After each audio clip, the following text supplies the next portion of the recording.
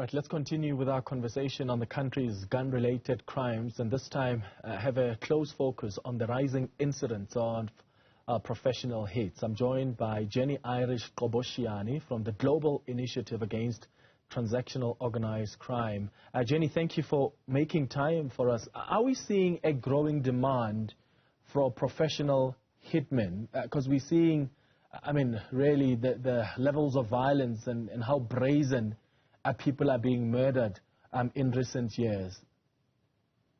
No, absolutely. I think if you look at from about 2013, you see the number of incidents of hits start to increase significantly, which obviously shows that there is an increasing demand for access to such hitmen.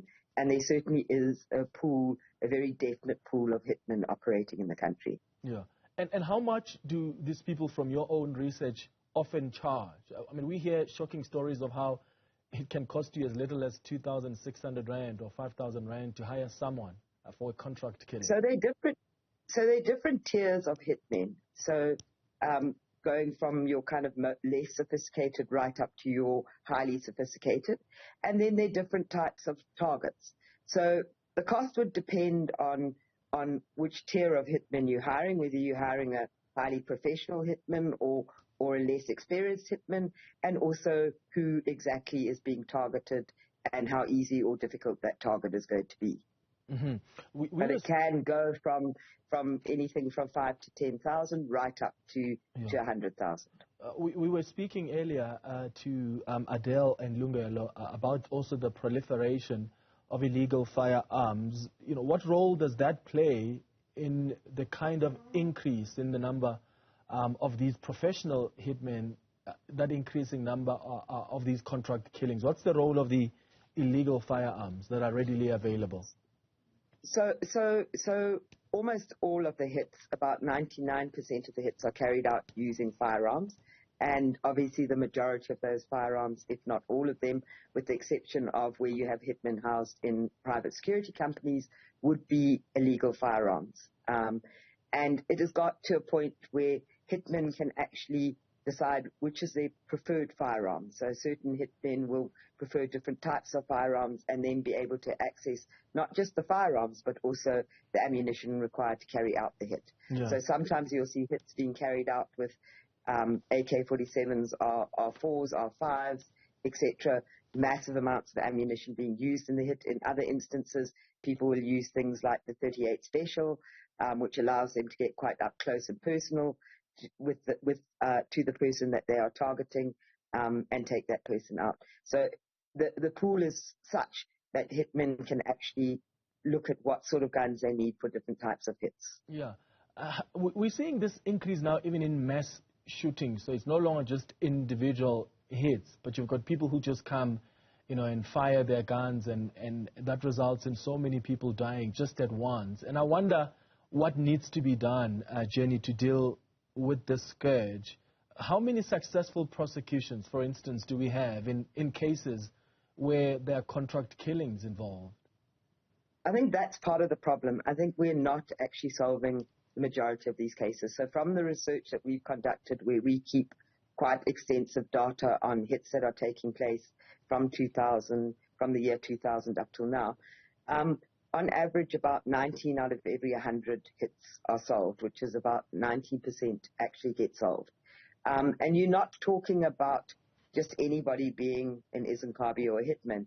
So you have a pool of hitmen, and so you need to start looking at issues like intelligence. We need to improve the investigation and prosecution of people involved in these, not just the hitmen, but also the people that hire them. And then obviously we have to address the illicit firearm market, because that is actually a tool of the trade for hitmen. Yeah. So we used to categorize these groupings, right, according to, you know, categories. Like you've got the taxi industry, the kind of contract killings related to the taxi industry. You've got political assassinations, you know, contract killings related to organized crime or grey or illicit crimes. And then you've got contract killings related to personal or family matters. Are we seeing an increase in in this kind of personal category? The personal category has kind of, there's been an increase in hits overall. The personal category has kind of stayed relatively stable, although we did see in 2019, 2020 a slight increase in the number of personal hits. But still the highest category is in the taxi industry. So if you look at the figures for last year, for 2020, we had about 143 hits that we recorded. 43 of those were political hits, which is the highest number that we've recorded in a long time. 70 of those were taxi-related. The rest were organized crime hits or interpersonal hits. So the interpersonal hits make up a small category, but they often are the ones that receive quite a lot of media attention. What is drawing people to be involved, in contract killings and even to be professional inkabis? I mean, so obviously we've got, probably socio-economic enablers in this country, because we live in a country where poverty and unemployment are probably important contributors and factors to this growing commercialization of assassinations. Is that, part of the problem as well, that we've got socio-economic enablers, or are we talking here about a scenario where even prisons are, in fact, a groundswell for hitmen?